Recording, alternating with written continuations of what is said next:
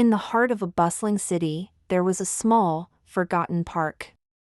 Its keeper was an elderly man named Arthur, who spoke with his hands rather than his voice. He was a man of silence, but his life was dedicated to a noisy, vibrant purpose. He grew words, not on paper, but in the soil. He was a gardener who cultivated feelings. For every unspoken thank you, he planted a sunflower, its face following the sun in constant gratitude. For every stifled I'm sorry, he nurtured a deep purple iris, its petals bowing slightly in regret. For the silent I love yous of the world, he grew roses, each one a burst of color and scent. People thought he was just a meticulous gardener. They admired the beauty but missed the meaning. One day, a woman named Clara stumbled into the park. Her eyes were downcast, her shoulders heavy with a weight she couldn't share. She had had a terrible fight with her brother. Harsh words had been exchanged, and now a cold silence stretched between them. She longed to apologize, but pride had built a wall in her throat. She sat on a bench and watched the silent gardener at work. He was tending to a bed of irises. He handled them with such gentle care, as if understanding their delicate purpose. Arthur noticed her sorrow. He finished his work, wiped his hands on his trousers, and walked over to her. He didn't speak.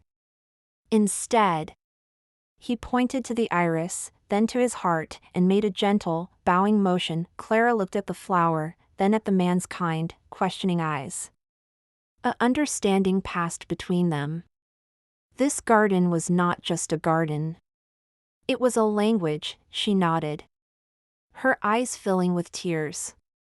Arthur reached into his wheelbarrow and carefully selected a single, perfect iris. He placed its stem gently in her hands. Clara left the park, holding the flower. She went straight to her brother's home. When he opened the door, he looked surprised. Then guarded, she didn't try to find the perfect words.